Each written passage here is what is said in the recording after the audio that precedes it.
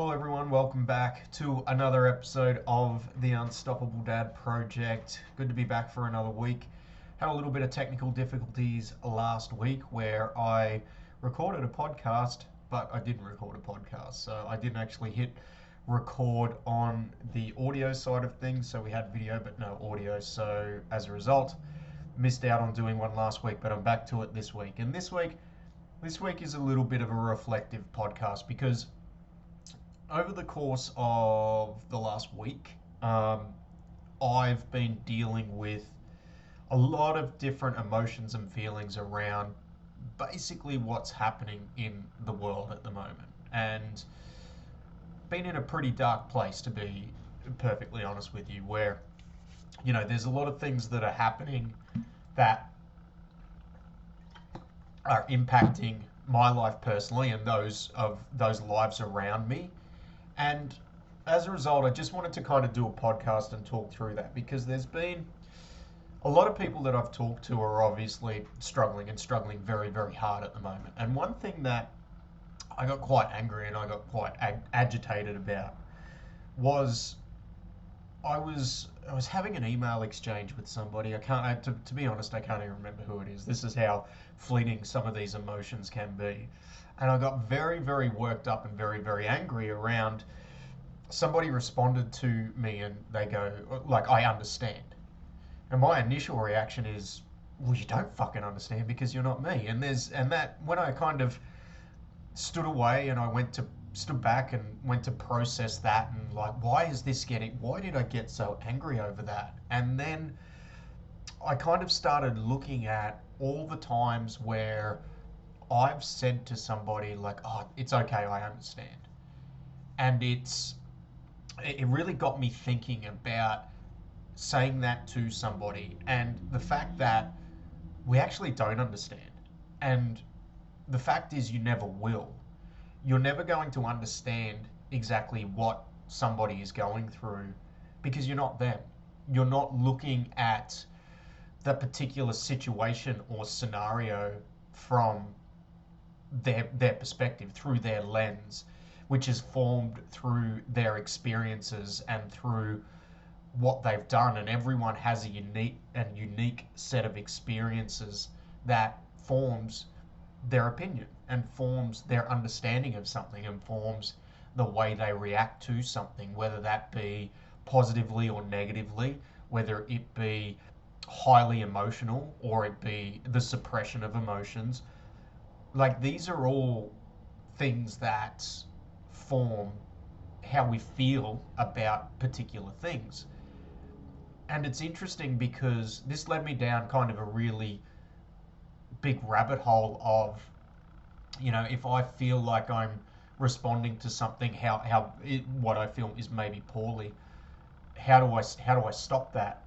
And it wasn't until I listened last week, and I listened to a podcast with Jason Williams on Joe Rogan, and I strongly recommend that as a man and as a father, if you haven't listened to that podcast, go and listen to it because there is some really good conversation around men dealing with emotions.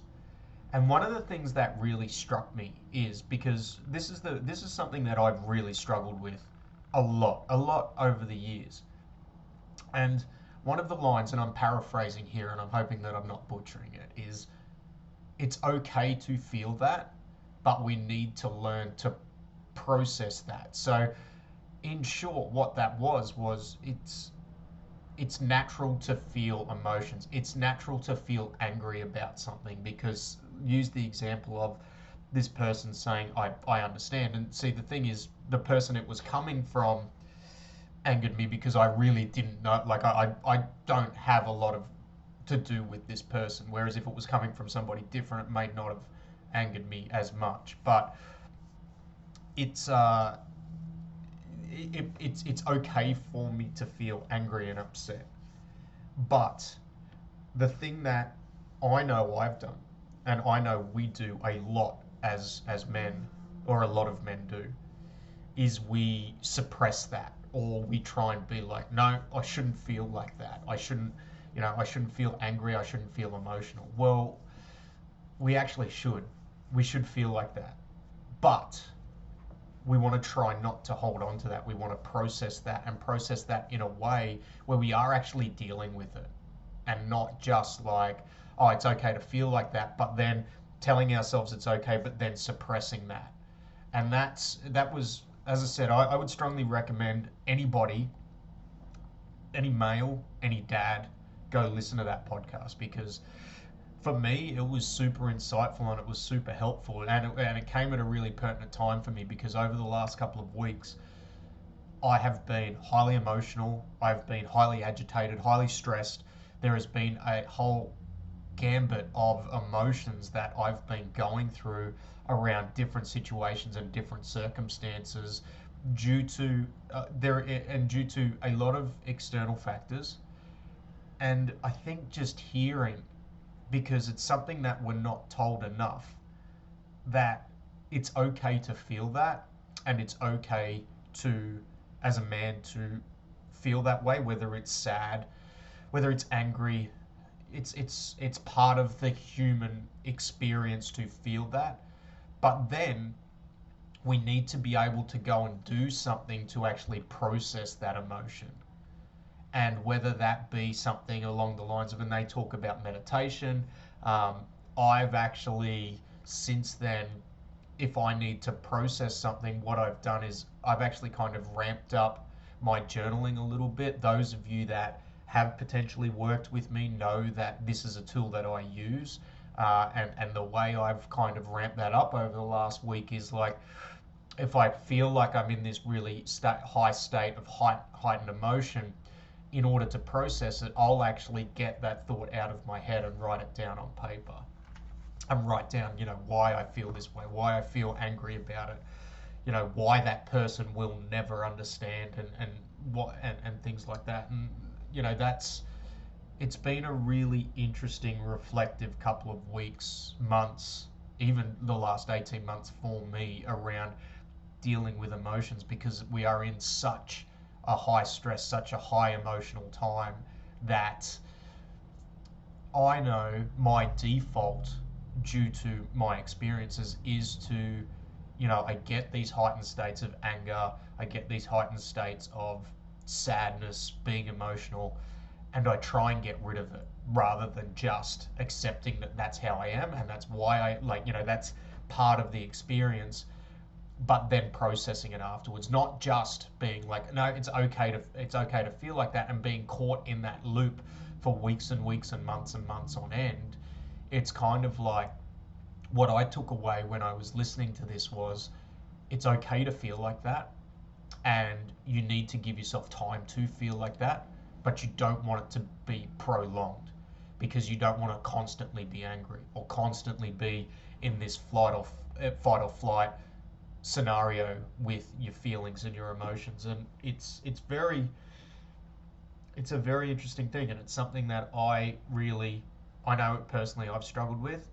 And then on top of that, it's really got me thinking too about my kids and raising them, and how potentially approaching interactions with them in a different way could set them up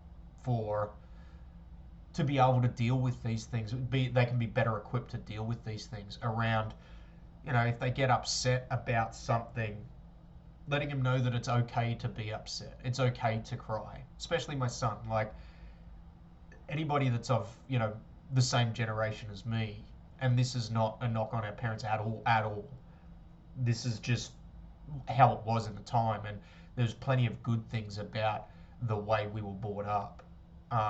But from a male point of view, being equipped to deal with emotions, there's a big void that kind of hasn't been addressed. So, it's that balancing act, and that's that fine line between not just giving them everything, making them resilient enough so that they're going to excel in their own lives in their own way without you holding their hand when they're 18, 19, 20, 21, 22, all the way into like their late years. But also too letting them know that it's okay, like it's okay to be upset about things. it's okay to feel hurt if maybe we yell at you and we shouldn't have, and then for us admitting that we're wrong so that they can see that side. And then also too, one of the biggest things that I really heard out of this was, you know, letting them see you deal with your own emotions. Like as a dad, you don't have to be this stoic, the tough person. Letting you're letting your kids see you get upset and cry, and going through that, because going through that whole gambit, that whole spectrum to come out the other side and kind of process it is an important thing as well, because as I think all of us know that maybe have kids that are a little bit older, they are going to mimic a lot of what you do in their early ages. They are going to, the amount of times that I've seen one of my two kids do something or process something in a way which is 100% reflective of the way myself or my wife respond to stuff. I have to check myself every time I do that. And I guess this whole conversation around men feeling emotions and feeling angry and hard done by and feeling upset and wanting to cry and that being okay is something that needs to continue. But it not only needs to continue with us, it needs to continue with our kids, and continue through the example of how we're teaching our kids to deal with emotions, and how we're letting them how we're helping them understand that this is a natural process of being human. Because the old narrative of don't cry, and yeah, look, and this is where the dichotomy of where we're going to, like, there's a fine line, right? Because you don't want them crying over everything, but if they're really upset about something, like, it's okay to cry and it's okay to let it out. It's okay to feel angry about something. And it's been a really, really interesting retrospective couple of weeks, not only with the experiences that are going on for myself externally, but also having a look at that, having a look at how I can apply that to help my children being able to deal with their emotions and growing up, and equipping them so that they can do it as they get older. And the fact of the matter is, and I think I'll finish off on this, we have that, one of the whole things that kind of took me down this path was somebody sending me like an email where it's like, I understand. And then me getting upset about how, like, you won't understand. And the fact is, even though that sentence can be well-meaning, you're never going to truly understand. Because even though we could have very, very similar circumstances in that particular moment, you can't truly understand how somebody is processing that, because they are looking at it through their own lens. They are looking at it through their own experiences, and that is going to form their perception of what is going on at that particular point in time. And I think we know that perception is reality. Sometimes the way we perceive a situation is our own individual reality. So you're never going to truly understand. And one thing that I'm going to definitely be making a conscious effort to do, other than the stuff that I'm talking about, is if somebody's talking to me about a problem, and I obviously get it a lot in my profession. I often joke where, from a gym coach point of view, we're a fitness coach, we're also a lifestyle coach, and at times we're also a counselor as well. Not that I'm a qualified counselor, I'm not preaching that, but it's to put things in, because they feel comfortable with us and they want to talk to us about things that are going on.